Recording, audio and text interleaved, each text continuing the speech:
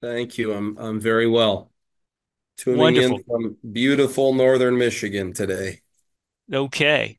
Now we support Share the Faith supports several missions up in northern Michigan, and we're very excited about that particular area. Maybe before we get started, Father Micah, maybe you could tell us a little bit about what it is that makes northern Michigan kind of a unique area for. Oh, hey, Father Aiden. Maybe you could tell us a little bit, Father Micah, about what makes that area unique and attractive from an Orthodox mission perspective. Certainly. I've been in the area for 6 years now. Um, I grew up in a different part of Michigan, but what has proven to be the case in the missions that I've been involved in here is that the area just seems to have been almost, waiting for Orthodoxy to begin to present itself. Yeah, we have a lot of small towns. It's a lot of rural farming communities, agricultural communities, mixed with a lot of tourism that comes through the area. You get this sort of melting pot of personalities and backgrounds, but especially among the younger people, the openness, the seeking, the active seeking of truth has proven to make this area just a field that is ripe for harvesting in our experience. Wonderful, wonderful. Father Aiden, greet everybody, say hi, and let us know where Hello, you're coming in everybody. from. So sorry, I've just been had technical issues keep this whole time. So uh, anyway, glad to join you all. Um, I'm not sure where I'm fitting in here, Mhm. but it's nice to be with you. And Where are you calling in from today, Father I'm Aiden? calling from St. Demetrios Monastery in Virginia. Wonderful, wonderful. Welcome. Now, are you a monk, Father Aiden? I am. I'm a hieromonk of many years. Okay. Tell us a little bit about your mission over in Virginia before we get started with some of our panel questions. Okay, well, that is called St. Anna's, and St. Anna's is, I guess, going to be 2 years old. It is a very new mission. It is an Mhm. outreach of St. Demetrios Monastery, but it's in process to be part of the a regular part of the diocese. Um, it is here's how it started. So there was a couple who have a beautiful property in Mhm. rural central Virginia, and they were talking about how they feel called to start a mission. And so they invited our abbot over, Vladika Jonah Pathhausen, to their house to talk it over. And they prayed about it together and they felt like, yes, we do feel like there's a calling here. So he blessed them to get it started. They spent about 10 months and then we launched the mission. And it's in one of those little prefab houses, the little tiny ones Mhm. that sits on their private property. This is a problem. But so we go to their home for trapeza, and then we had the services in the little, and then we expanded it slightly with an outdoor deck. So a lot of Mhm. people actually attend the liturgy outdoor in the forest, and kind of some people prefer to do that. So Outdoor. for such a small mission. I mean, we usually don't get more than 40 on some days, maybe sometimes we get 50, sometimes just about 30. Okay. Um, we have a lovely choir. We have a very nice little temple that's been put together. So it just has a good spirit to it. There's a lot of young people. So I guess the demographic is very much, 20 somethings and 30 somethings. Mhm. Um, and the location is very rural. Is very different than an urban kind of a mission. And so we get people from, an hour and a half. But it's a beautiful group of people. So, Wonderful, and we wonderful. also have iconography courses. We have an iconographer, Colette Calvis Maki. She teaches iconography courses regularly, and then her husband, often who used to be the publications director for the Dumbarton Oaks, um, uh, uh, Mhm. he uh, gives classes on various topics, and as an expert in Syriac Yeah, so it's also kind of a brainy group because we have classes from a Syriac expert on various topics, um, but it's turning out well. I think the weakness is that we're on private property still. Gotcha. Well, this actually brings us up to our first real panel question, Father Mike and Father Aiden. And this is something that, so you mentioned people driving an hour and a half. Okay, this is not atypical in our Orthodox experience here in the United States that you end up driving hours to get to a parish.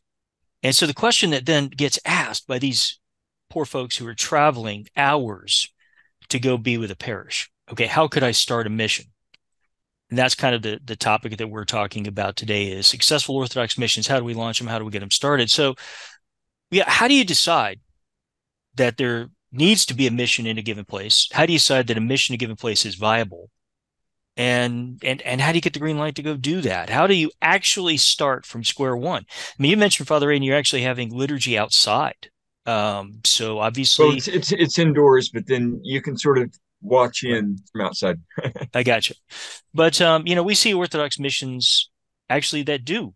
They started in barns. They've started in various places. So we think about Orthodoxy as requiring so much to get going that you have to have the big church and you've got to have the onion domes and all that. But really and truly, I don't know that that's the case. So let's talk about this. How do you start from ground zero? Who makes those decisions and how do you get going? Father Micah, let me start with you on that. Sure. So it's a great question, and I think fundamentally, who decides? It's where the Holy Spirit gathers people together um, to do the work, where there are people who are desiring that, and who gives the green light. Is it needs to be blessed by the local bishop. In our particular case, I'm involved with two missions right now, and And both of them. could I ask Father Micah, do you also work full time as well as being involved with two missions? I do work a secular job. Yes, it's not quite full time anymore. It's sort of like three-quarter time. I'm trying to wean myself out of that as I'm able to, but I do still, yes, work outside Hmm. of the home and the churches. Um, but sort of in our case, how this question came to be answered is in northern Michigan, if you're to draw a line through the middle, like just cut the lower peninsula, that mitten-shaped state in half, the northern half of Michigan, basically, if we were to put a pin on all of the Orthodox churches as it sits today, there would be three pins across that midline of the state north. And 4 years ago, that pin, there would have been one. Just north of Traverse City, there's a beautiful Greek church that functions up there. Um, and now there are three dots. One of them is just south of Traverse City, which is St. Sebastian Parish, which is where I'm the rector. And then at the very tip of the mitten in Mackinac City is St. Ambrose of Milan Mission, which I'm also supervising, though thank God they're going to get their own priest before the end of the summer. But the question, who decides that there was a mission needed, was essentially there were a few families who were driving 3.5 hours, to different parishes. My family was one of them. And our desire was to see church not just for ourselves, because we're willing to drive. We're like, fine, we can do that. But we began to meet people who were interested in Orthodoxy in our neighborhood, in our community, in our workplaces. And asking those people to get in the car and drive 3 hours is a bit tougher of a sell. And so really the question, who decides that it's needed, it came down to, for those families, a desire to share the beauty of the fullness of our faith with our neighbors and our coworkers, and to make it accessible. So that as that took place, it sort of grew into, we'd like to see a church within 60 minutes of everybody north of in northern Michigan, and that sort of has become within our deanery. and in particular within our parish, as we're sort of um, the the largest of the missions right now, is we really believe that's what God has called us to. We believe it's the best way Mhm. that we can honor our patron saint, Saint Sebastian Davovich, who was a church planter who brought the faith to people where they didn't have access to a church. And so we see ourselves best following in his footsteps to plant Mhm. churches throughout northern Michigan, as Okay. the bishop blesses. And again, as I said, who gives the green light? It has to be blessed. To try to start a mission without a blessing and without being under obedience to a bishop is just a recipe for disaster. Well, I also think it's actually impossible, really. But so let's look at that model then, Father Micah, real quick. So you have existing Orthodox people who form the core of a mission. And then from there, you're going to the bishop, right?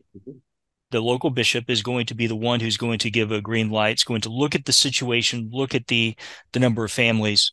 And how do you normally get a priest associated with that? Because we talk at Share the Faith, we get individuals reaching out to us from all over the country going, we got 4 or 5 families here and we're driving hours and we want, we're all ROCOR, we're all OCA, we're all Antiochian. What next? So you reach out to the bishop, and then I guess it's a question of, can the bishop find a priest that is willing to sort of take that group under their wing, right? Yeah, I mean, in our case, it began with there were two couples who had been praying together for years for the formation of a mission. They'd actually gotten a blessing for that from a bishop. And my family, we were about 40 minutes away from them. And we were also blessed for a mission. And so we were praying and actually having liturgy in our basement, served by a priest who would drive up 3 hours, a handful of times a year. These two groups both praying and seeking the development of a mission. And then we ran into each other 40 minutes apart, but very small. It's our family and a couple of inquirers, two couples and no priest. And so exactly that's where we were at. And so we contacted through the dean for Michigan for ROCOR and said, how do we go about this? And then they called back a few weeks later and said, we're going to ordain you a priest, Subdeacon Micah, and that's how you're going to have a priest. Um, Mhm. and so in that case, it's like, Okay. well, who will respond? And I, okay, if that's the obedience, Vladika, then I'll do it. By your Hmm. prayers. Um, and That's a very interesting point, Father Micah, because who gets to become a priest is really the question of who the bishop wants to ordain as a priest. yeah, So, we like yeah, to because think it's a of, tough sell to just have somebody move for, hey, we got 4 families. Who wants to go be a priest there? right. Instead, it's like, well, who's there that we can equip to serve in this capacity? Oh, that's very, very interesting. So that's also, I remember certain very famous saints actually that were either doctors or something else that a bishop put his hand on them and said, "Okay, congratulations, you're now a priest." Yeah. So, Father Yeah, Aiden. well, one great inspiration in Hmm. that to me is the life of he's not been glorified yet, but may he be soon. Papa Nicola Yanni, who is a Syrian immigrant in the late 19th century, early 20th century, out in Kansas. And he was a farmer, but there was a growing community in near Kearney, Nebraska. I'm sorry, not Kansas, Nebraska. And the time came where they needed a priest, and Saint Raphael had visited the community as the new bishop, and basically said, "Send me your best guy." And the community got together and prayed and said, "We want Nicola to be our priest." And he accepted that, and the bishop ordained him, and Saint George's was born. Yeah, fantastic, Father Aiden. So, anything to Yes. add to that as far as you had a similar model. You had individuals who wanted a mission and had been praying about that, and kind of went through pretty much the same steps. Um, so, anything else that you'd like to add? Any advice you'd like to give to the families out there that are in similar situations that would like to have a mission closer? Well, it does sort of develop organically. I mean, um, yeah, there was this couple, and of course, the reason that they were Mhm. discussing it in the first place is because it took them so long to drive to church. I guess it was a good hour and a half, maybe, almost 2 hours for them to go to church, and so they had an actual need, and I think that's how it usually starts. Is people with an actual need that are already on the ground, and then they're trying to find some accommodation, and at this stage, of course, prayer opens up all the pathway for all of this, but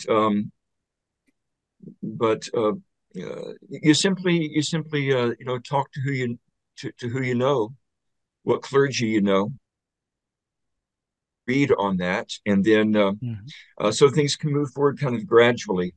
And there's kind of an overall approach to not even mission in particular, but just church work that I think was reflected very much and modeled by Metropolitan Hilarion Paphral of blessed memory, who was our chief hierarch. And the idea that you don't, instead of trying to force things to happen, make this happen, make no work on this, make this happen, push it through, um, reflect our own, biases and our own desires and our own passions sometimes. You sort of you sort of have a little bit of a distance where you wait a little bit and see if something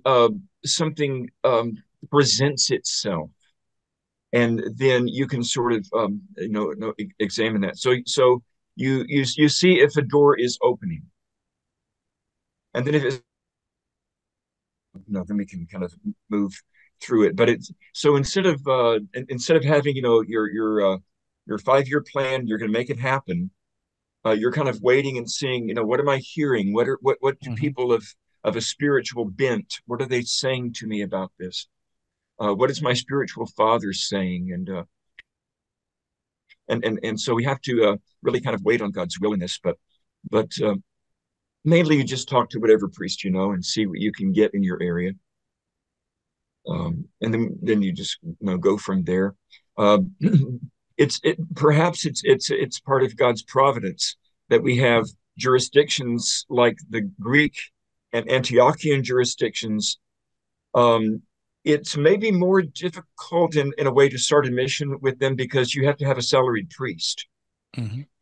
and that priest has to have some substantial compensation, Mhm. if not also, the house, the housing, the car, the insurance.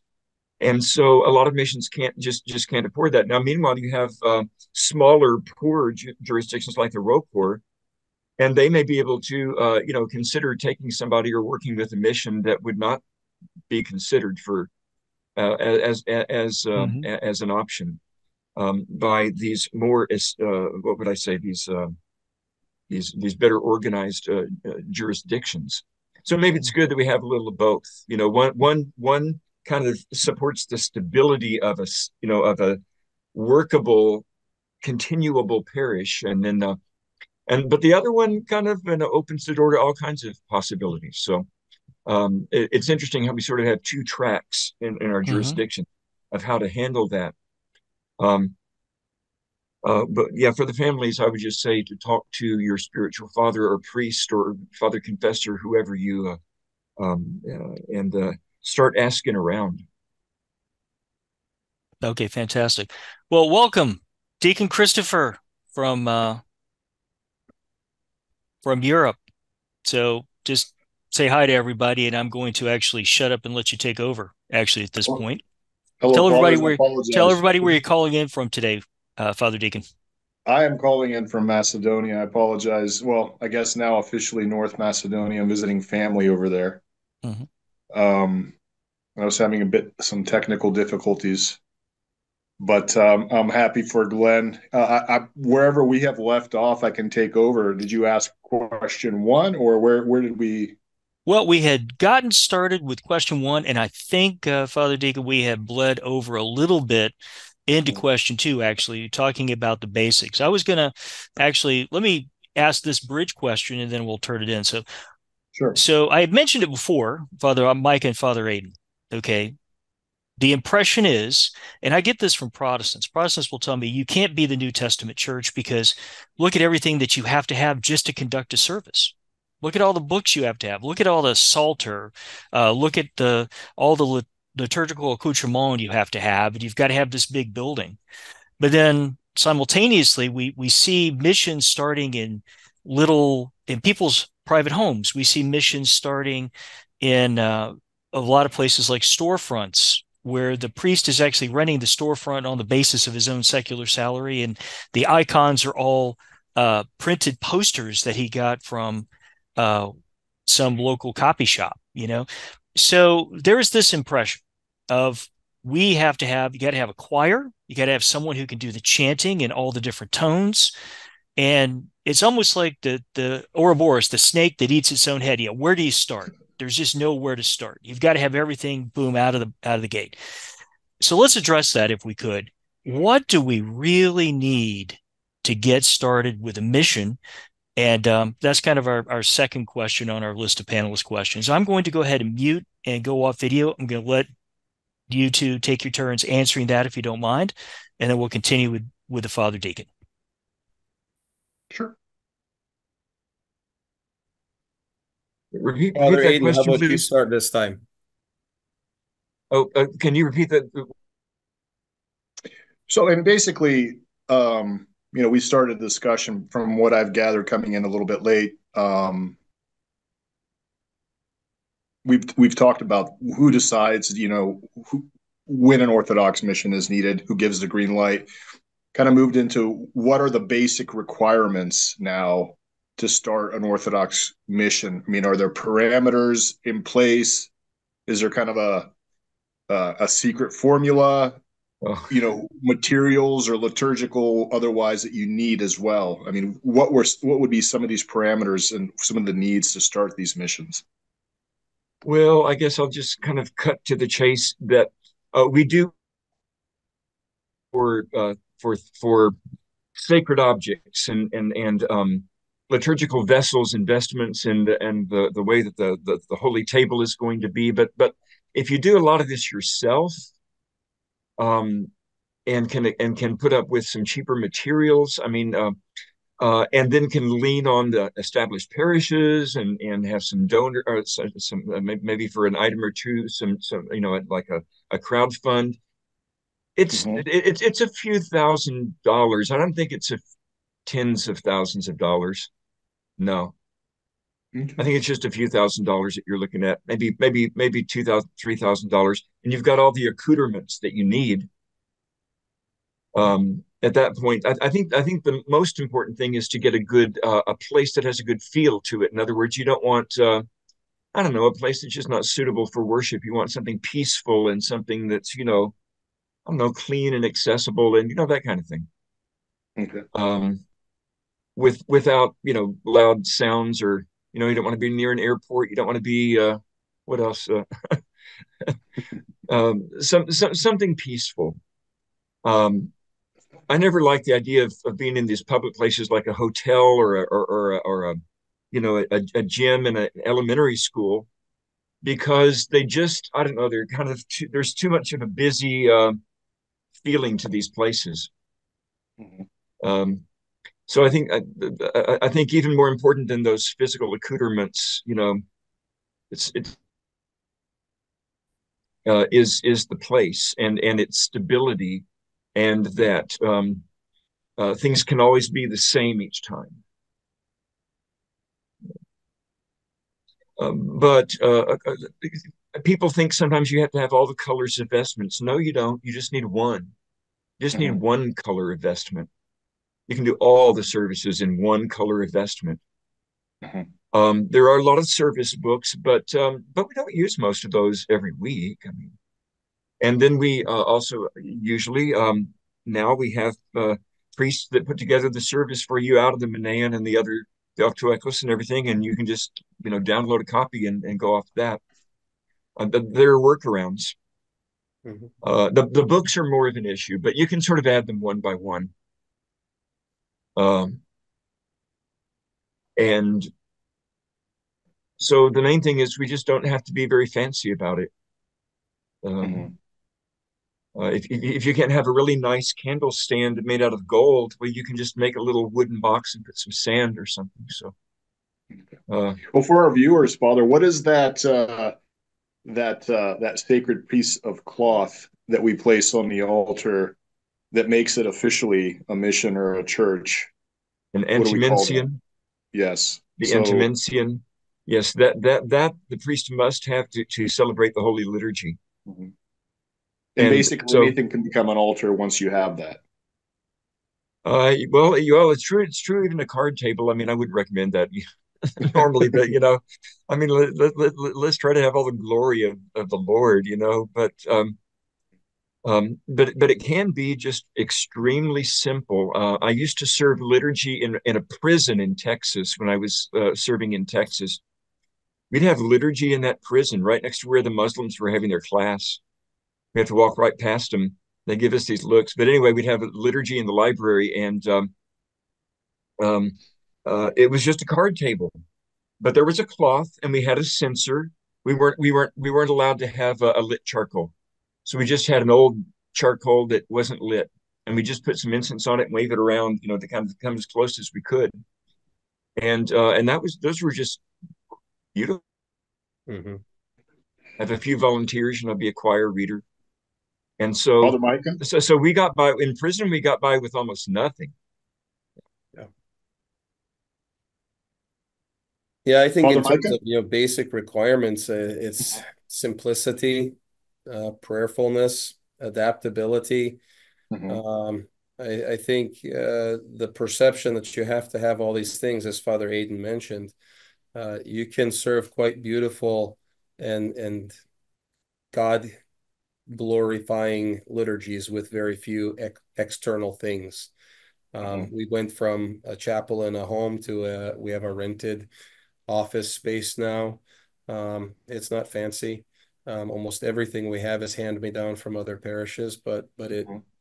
it creates and that's I think an important, Father Eden mentioned, leaning on the resources available to you through other parishes you don't have to have all the glittery things. They're nice, they're beautiful, they all serve a purpose and can be edifying, but I think in both of the missions that I'm involved in, um, the simplicity lends itself to the success of the mission, because then we can focus on developing and cultivating the inner life of the faithful, of Mhm. really living as Orthodox Christians and not simply looking like an Orthodox temple.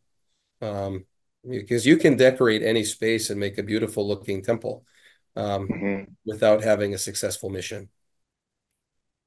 Well Uh, said. Well said. so, But if there were to be, say, a bare minimum of, say materials for the altar, what would be, the most important items needed just to start off a mission and well, make you it have to have successful? access to a chalice and a discos, and Mhm. those are things that you got to have a chalice, you got to have a discos, you got to have a gospel. The bishop, in order to make it official, they'll give you the antimension, a spoon, a spear, a cross, Mhm. and that's kind of, bare bones. Some cloth to put on your table, whatever you're using, just to keep things, clean and orderly. But that's really kind of it. Um, I have a box when I travel north to serve the mission up there. We've served outdoors, we've served in township halls, we've served in side chapels of a Catholic church, and we've got church in a box, and it fits in the back seat of my truck, and then we can set up and serve. Um, Mhm. and those are some of my favorite liturgies. Now I know that being a deacon in the Antiochian Orthodox Church, um, a lot of our missions start, from an existing parish that has kind of overgrown, and it becomes sort of the sister parish of a mission. Is that the case you find for all Orthodox jurisdictions, or is it just specific to Antioch? Either can answer. Sure. Oh, okay. Go ahead, Father. You take this one. So, okay. And sorry, what was the very last thing you said? I don't want to miss anything. Well, Say your last thing again, Brother Christopher. I was just wondering if that was specific to the Antiochian Archdiocese, or is that sort of pan-Orthodox spread where a Oh, parish grows and I it think that becomes is a sister? pan-Orthodox. That's Okay. pan-Orthodox. That's that's I don't know the parish amoeba splitting or something. Yeah. That's actually probably the most common way a new church starts Hmm. in the ROCOR. Though interestingly, More common. in our case, we had basically no church to form from. We were literally Oh, kind of like, you know, there were these three families, all 2 to 3 hours away from the closest church, and so there wasn't an overflow. It was just again back to that first question of there was a need, and that's how we already, we're 4 years old. And in our second mission up in Mackinac City, which is about 2.5 hours, the reason that gave rise to that was that we had three families who were driving 2.5 hours from there down to Traverse City, well, south of Traverse City to our parish. And so after doing that for a couple of years, we said, why don't we just, we'll start with a Saturday liturgy. I'll come up and we'll just sort of sit back and see what God does. And if he seems to continue to open this door and bless this endeavor, we'll go through the door each time he opens it. And so it was a very organic process of just there's a need, there's three families. Let's, we'll use the town park, we'll use the city hall. And then the Lord began to open doors and add people to that group and then provide as needed. And so it's very organic and just being patient with what God's doing and not trying to put the cart before the horse, I think is really important. hmm hmm. And do you see I also think it's important to sort of have a sense of sometimes you have a sense that yeah we're continuing but like it's not really happening, or sometimes you have a feeling like oh no this is really happening. That's pretty important too. Mhm. Sometimes you just don't want to spin your wheels. Yeah. Yeah. I do have a question in from some of our guests, and basically the question is, where do you start with the iconostasis? Um, is it possible to do or to be a mission without the iconostasis? I mean, we used music stands with icons on them to delineate the altar for quite a Okay. while. I mean, you've got to delineate your sacred spaces, but again, simplicity, music stands with, the icons, all of a sudden you've got doors. You walk, and you can define the space, um, but it doesn't have to be all the bells and whistles right off the bat. We have it's technically a portable iconostasis that was gifted to us from a church. It's hinged in panels and you can set it up and we've got it set up sort of semi-permanently, with cinder blocks in the back, so it's anchored, but it's certainly still not a what I would call a permanent structure. And it's got printed out, high quality, but printed icons and a frame on them. Um, but you can start with something as simple as some stands or easels, um, to delineate sacred space. Mhm. I've also seen it in this Romanian church, like a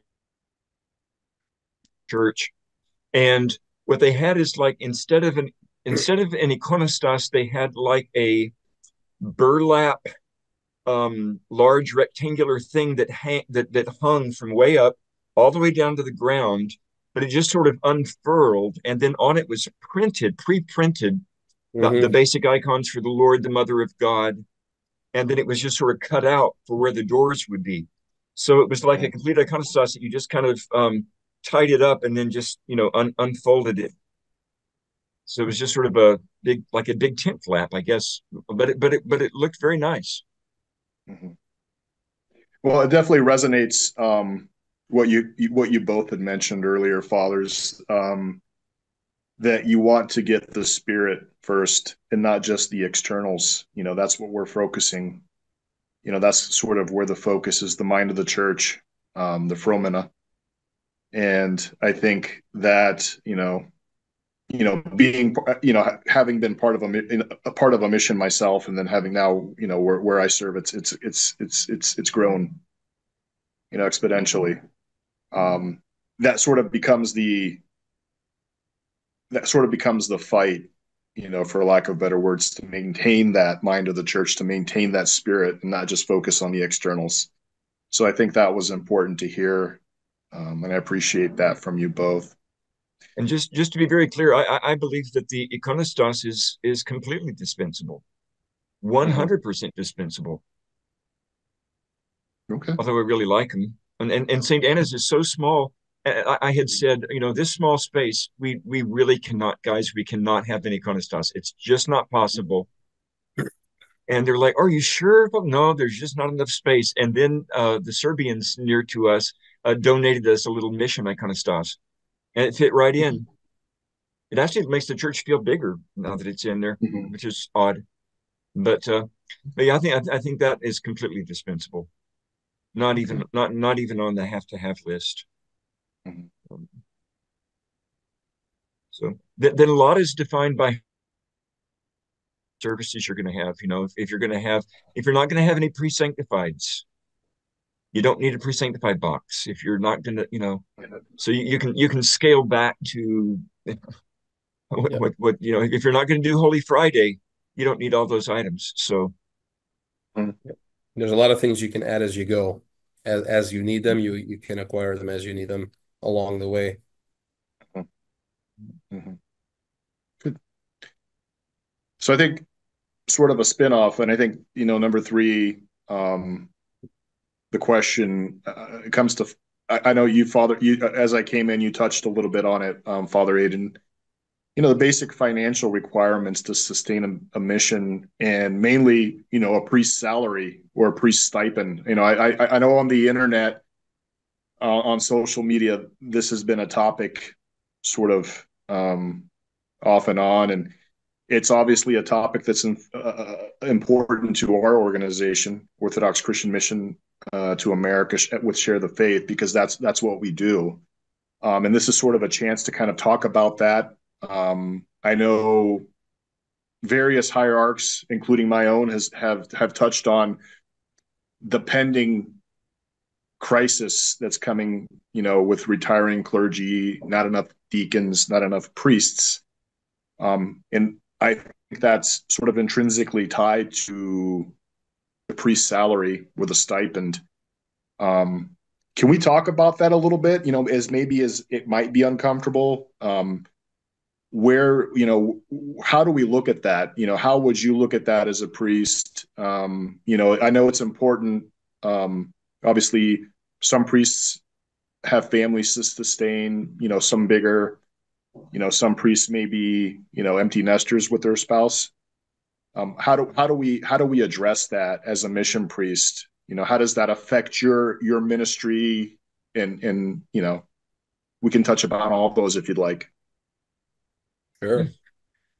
I think, you know, is there a basic requirement for that? No. If there's a willingness and, I only know what I know. I only know my situation, so I can't speak to, in broad strokes, but I can say, um, in our case, if we had to wait till we could pay a priest, then we'd probably still be waiting for a mission if there was a requirement. Well, you have to get to a certain point. Um, and instead, it's like, I have a job. The church provides about 50% of our financial support. I've got a family. I've got 6 kids. And the church provides that, and that's great. We're very grateful. But I also, I think there's something good in a certain sense about um, having outside employment, at least for a time. I don't think that's a bad thing. Does it affect certain things in terms of growing the mission? Sure, there's only so many hours in the day. There's only so much, of the priest to go around, but I don't think it's an insurmountable thing. And so I think especially if we're looking at, planting missions, and if there are people who want to plant a mission, if we really want to see that become a reality, then we've got to sort of just deal with the reality of that. That if you've got 5, 6, 10 families and they're like, hey, we're praying and we're faithful and we're showing up, and we would love to see the church where there isn't a church, then finding a way to get them a priest, whether that means there's bivocational work or, receiving support from Share the Faith, which I think is great. Something like that, because, we see ourselves as serving a need for our own Orthodox community, but even larger than that, we believe that we have an obligation to share that with all of the people around us in this area who are not Orthodox. And so that means making, difficult decisions. I'll be very candid in that regard, that, yeah, it means you're working 2 jobs, you're and really 3 in my, if you've got a family. But the Lord always has provided what we've needed for the mission, for our family. And so I think if there's a willingness, I think if there's a desire to see the church, then you don't have to have, a minimum. You just have to have a willingness to know that the Lord is going to provide. Amen. And thus far, he's not failed us. Amen. Mike, I Father don't Aidan? have to worry that much about this because I'm a hieromonk in a monastery. But I've Well, also served before in a parish. So uh, so I think it's really, really hard to work to work outside jobs. I don't even know how you do it, Father Micah, but my hat is off. But um, um, I think you just don't want to. You don't want to take on more than you can continue in. You don't want to, jump in and just and then I've kind of bitten off more than I can chew. As long as you go incrementally, carefully forward, you're not likely to have such a problem. But you definitely don't want to, get the second job and then realize, oh, I just can't work 2 jobs and do all this. Mhm. It's awfully difficult, and it does take away, in my experience, take away from the from your focus on your church work. But whatever works is getting the sacraments to the people. Mhm. Well, that's interesting, Father. Yeah, because you are higher monk. Can you talk to our guests and visitors as to why you're receiving support from Share the Faith? What we're doing for you a little bit? So this mission where I'm serving has begun as an outreach from the monastery where I live, and it's Wow. less than an hour away. Hmm. So it's about 15 minutes away. Um, uh, the what else was I going to say about this?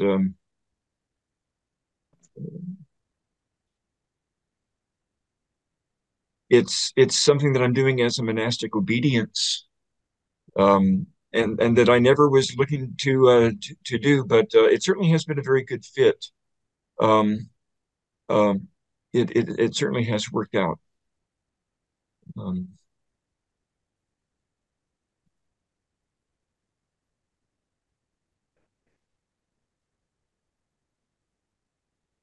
there's one more thing I was going to say, but it slipped my mind. That's okay. I mean, you can, and we can come back to it. It'll probably come back. It's, the website is there, and I appreciate the humility. Uh, Father Micah and Father Aidan. That's why we're here. So you both can, work with the Holy Spirit and serve your parish and serve your mission. And we're here to advocate for you, and to be of support. Um, I know that, personally, I know that, finances sometimes can be a temptation. So, we want to take that burden from you, so you can focus on, paying your family and your home church. So I think, that's why we're here. Okay. Made a huge difference at St. Anna's, because we had the difficulty. We had all these young people traveling long distances, so they're maybe traveling 2 hours or you know they tend to come on Saturday night and then sleep over and then go to liturgy on Sunday morning. But now they have some gas money, so they can because they're 20 somethings. So it's been extremely helpful, and including our choir mistress. So it's nice to get our choir mistress to church. So I mean, essentially, the finances provide more than it provides for a mission in general. That's kind of Yes, the yes, yeah, yeah. It's not just going straight to the priest necessarily, but Mhm. wherever it's needed most. Mhm. Yeah. Well, I mean, and even indirectly, if it's going to the priest, it's going to the mission. The priest is attached to the mission. The priest is the mission in some sense. So I mean, that's the narrative and the story that we like to get out. And it's important, that's what makes us tick. I know, you don't want to hear it, but you guys are the heroes. So, we're here to serve. As a deacon, I'm here to serve. I'm here to serve the priests. So, it's definitely an honor. Okay. Next question. I mean, unless you had anything else to add, Father Micah or Father No, Aiden? no, no, no. No? Okay. One thing I always like to ask a question is on perception. I know that it seems like the jurisdictions there's kind of that ongoing topic of disunity, but at least on some level, it seems like there's definitely a lot of pan-Orthodox overlap in work. Um, we're definitely not as unified as some would, not ununified as some would think. I think there's, I communicate with a lot of different clergy from, different jurisdictions. I call a lot of them my friends. That some very, there's a brotherhood that extends within the Orthodox Church, even though there's, at least administrative, there's not administrative unity within North America. But the perception is that at least it's been given to me to ask that the perception is it seems that some jurisdictions tend to do a better job of missions than the others. The question that I'm posing that was asked for me to pose to both you, Father Micah and Father Aiden, do you believe there's truth to that perception that some jurisdictions do a better job at starting missions? Yeah, I think so. First of all, in Okay. North America, it's the Antiochians that have really done the most missionary work and the most missionary outreach, first and foremost, and it's changed it's changed the landscape. Okay. But yeah, there are some that are just more sort of more reaching out than others, but it's a spectrum in every jurisdiction. Mhm. Okay. Yeah, I think spectrum is a good word for it because I think if you look, you can go jurisdiction by jurisdiction and you'll find where there's missions being planted and you'll find where there's this mission work being done. And so to quantify that, from one to another, I don't know, is really comparing apples to apples. I think, are there certain, and I think it's also, maybe good to look at it from a historical perspective that at different times and in different seasons, God has used different jurisdictions to do the work that needed to be accomplished at that time. And so if there is a perception that right now maybe there's more activity going on in some places, again, I don't know that I can say definitively there is or isn't. But if that's the perception that some people have, then my response would be, well, then that must mean that that's who the Lord is calling on right now at this phase in the life of the church in North America, to do the work that needs to be done now. And we can look at, the past and see where God's used different leaders, different jurisdictions, different models to accomplish what needed to be done to bring us to the point where we are now. I think if there was one thing that may give some concrete, is there more going on here or there, is that question of, is there a requirement financially before a mission can be blessed? That could certainly, I mean, and again, I don't know the answer to that question, from jurisdiction to jurisdiction or from bishop to bishop. But if there's a requirement there, that could impede the rate at which missions are being formed, as opposed to, sort of our model is, well, if you've got somebody who's willing and they've got a job and they can be a priest, then we'll start a mission. That certainly at least allows the potential for a more rapid rate of mission planting. But I don't have any numerical data to back up a firm stance on that. Okay. Definitely. Well, I mean, and I've personally, I've heard that I've heard various jurisdictions, have been more successful or not. I don't know how important the answer is as opposed to, discussion. And I appreciate, both the answers. I think always discussing about it, it leads us to a better place. It's not a competition. So I think that's mostly what, we'd want to get to. Okay. Okay. Anything else to add? Oh, just that, we should. I'm not sure that jurisdiction is such an important question that everybody thinks it is. I mean, in actual practice, you're just a person, and there's a church that's so many miles, and you just go to that church. And I don't know, most people operate that way in America anyway. Right. Yeah. So the convenience factor. Yeah. Yeah. So a lot of people are not that concerned about jurisdictions and the differences. The main thing is that we just can't have any animosity towards each other. We can't have any sort of like, for example, we decided to start this mission in this little tiny place in rural Virginia. We didn't know that 3 miles down the road the Serbians had a church. Somehow this was not known. And so then we realized, we could be seen as like just stepping on their turf, And so we talked to the priest, and the moment we went to the priest and said, we plan to start this church, we didn't know you were right down the road, hello, brother, and are you mad at us for starting a church and on your doorstep? And it was quite the opposite. And simply welcomed us with open arms, did everything he could to help us. And truly embodied that kind of brotherly love. We have to have the brotherly love, and then we can overcome the jurisdictional, weird things, separation. I love that answer. I love that. I love the story. So thank you for that. I know that the Antiochian Archdiocese and the Russian Orthodox Church out of Russia both have Western Rite parishes. Now, I'm not sure how much experience either of you have had with Western Rite, but I've had a lot.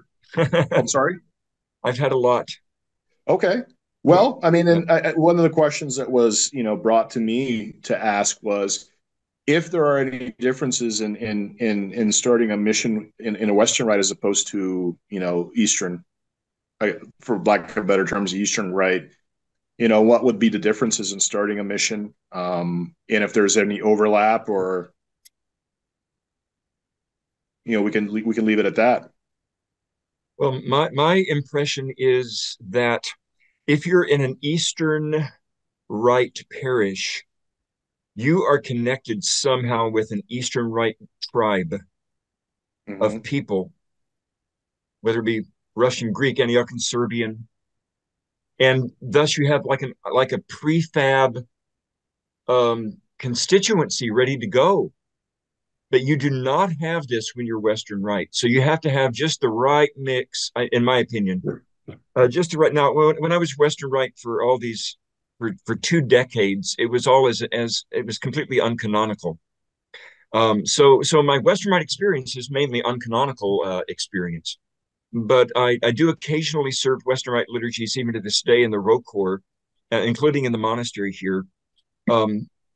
But you don't have that guaranteed bottom line constituency, and so you have to go and look out for each soul. It's a little bit different work. It's more like trying to make progress in a prison or something. It's just an uphill battle more for the Western Rite than the Eastern Rite. I think the Eastern Rite, you have the automatic constituency of whatever Eastern Rite people, and they don't mind too much if it's a different language, probably. Um, but with the Western and then the Eastern people don't feel at home there always, depending on how it is. I think it's much easier to start a mission Eastern Rite. In a specific situation, the Western Rite could work out great, but normally I think it's easier to go Eastern. Okay. Okay. Father Micah, how about yourself?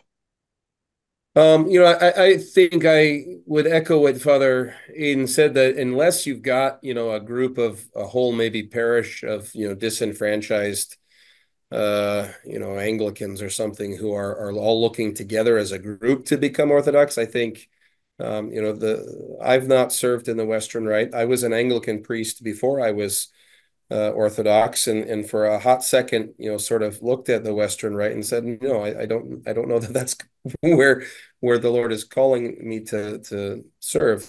Because again, I think it's you're looking for the one person here or there, like Father Aiden said, and have a much steeper hill, I think, to build that from scratch. From the few folks I know who've attempted that, that's been their experience, is that if you don't have that sort of critical mass to begin with of like-minded folks who are, from the Western liturgical expression, who are desiring to be, practicing in the Orthodox confession, I think it's probably going to be very difficult. So often those they just can't quite break out of three people in the garage on Sunday. Yeah, You I just love can't the quite break. idea. It's hard to break out of that. It's Yeah, hard to break out. yeah. Some people, So, but some people can do it very well, but it's hard. yep. I think, and perhaps the price is cheaper on all the accoutrements for the Western Rite, but not by much. Actually, the Western Rite stuff is more expensive in the catalogs. Okay. Well, appreciate the answers. Uh, Yeah, these are definitely touching on sort of the internet feelers that I'm seeing out there. As much as I dislike being on the internet so much, it does help in the formation of missions. Another topic, and the question that's been posed to me here in our Q&A section is the Orthodox Church not in a hurry? Is that kind of the ethos of the church to start missions? Is that kind of a common theme? Um, is there not a sense of urgency, or is it just the urgency is there, but it's sort of in our DNA to not be in a hurry to kind of move forward? I suspect both. Okay.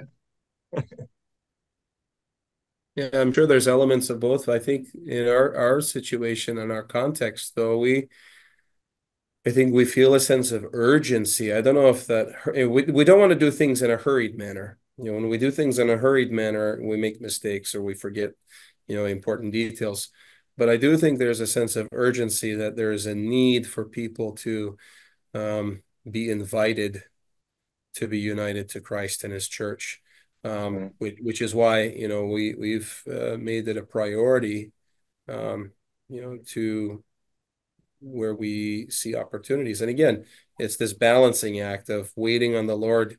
We don't want to get ahead of what the Holy Spirit is doing, but we also don't want to sit around and wait, too long and wonder. At some point we have to act and say, okay, we believe this is what God's calling us to do, and we take a step, and then we watch and see where the foot falls, and then we take another step. So there's this, I think, delicate balance between urgency and waiting.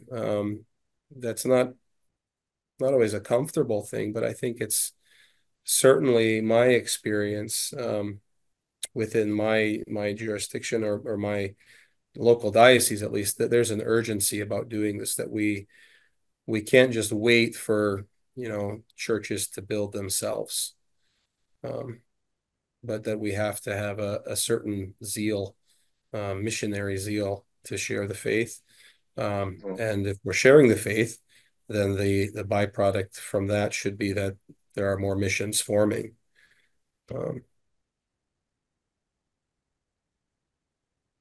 Good. I think there's not a lot of top-down urgency, but there's a lot of bottom-up urgency. And the top-down Okay. urgency is like it's not that the bishops don't support missionary work. They definitely do. They definitely want it to happen, but it's just from their point of view, it's just, there's a lot of possibilities, there's nothing specific out there that maybe it seems to them, I don't know. But then, in the local place with the local people, that's where all the urgency seems to be. It's just that at the top they I don't know. How does a bishop urgently start a new mission? I mean, he doesn't even know where it needs to be. Okay. Well, He just has to sort of, double check and see, okay, is this being done right? And or pray about it, Um, but it just, because how if you're a bishop, how can you do that? I mean, how would you don't know where to start, we're getting close to time, fathers, and just want to wrap up now as we end up this panel discussion. And I'm grateful to you both for your time. Just kind of some ending thoughts, in a sentence or two.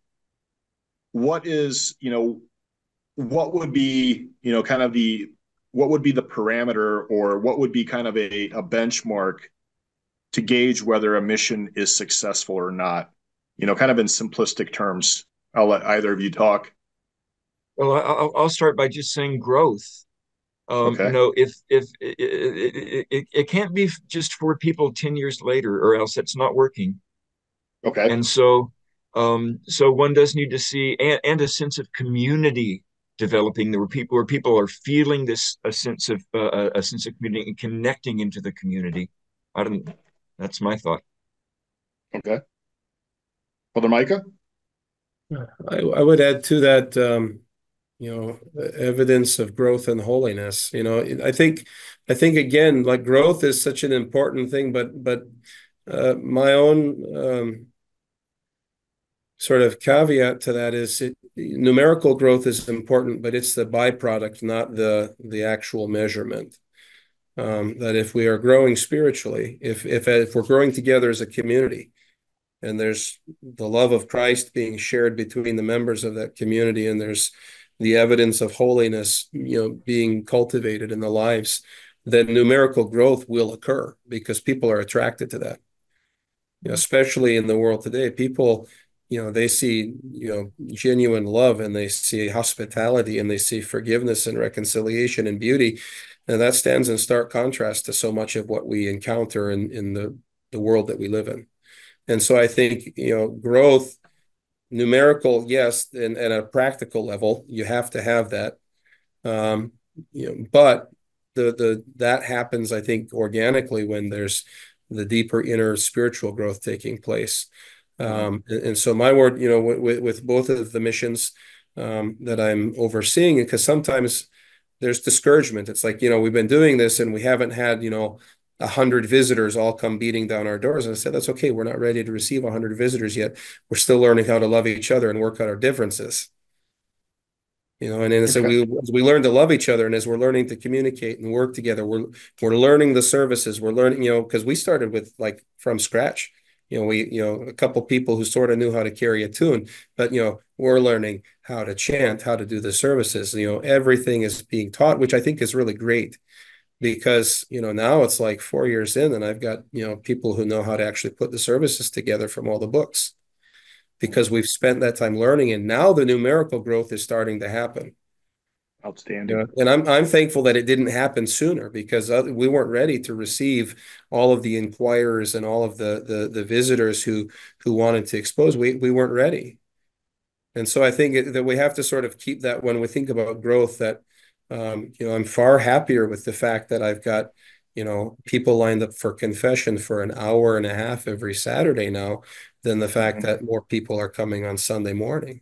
Because that tells me those people are taking their spiritual life seriously. That to me is an indication of growth and success that now rather than, 10% of the parish confessing every week, 70%. Okay, that tells me they're Outstanding. taking their faith seriously.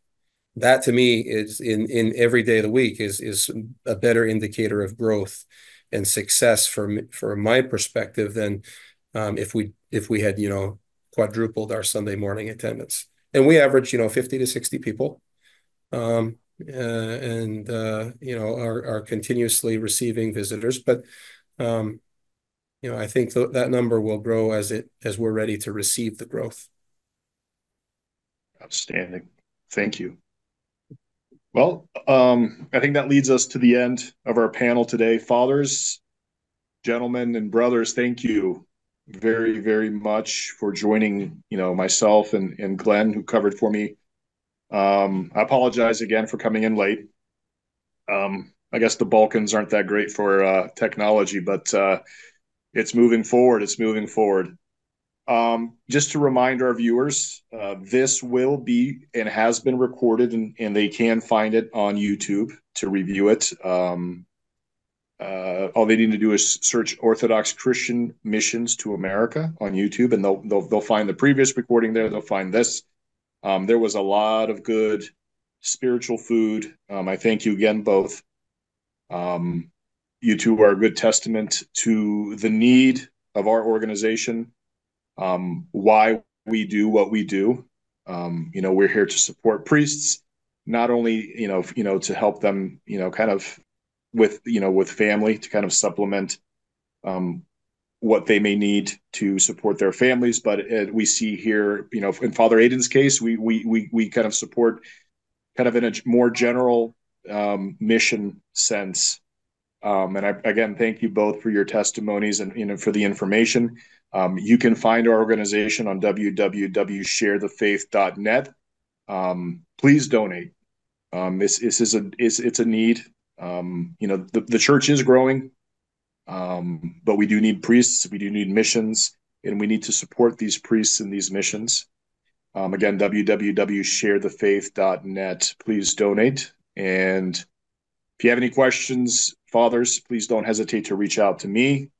You have my informations, and to the viewers, you can find my information on the website. If you have any questions, don't hesitate to email me. Thank you both. Thank you very much. Thank you, Father. All right. Have a good rest of your days. Today is right now is ending for me. It's about 10 o'clock at night, so I'll be saying my prayers and going to bed. All right. Thank you. God Good night. bless. God bless. Good Bye-bye. night. Bye-bye. Bless.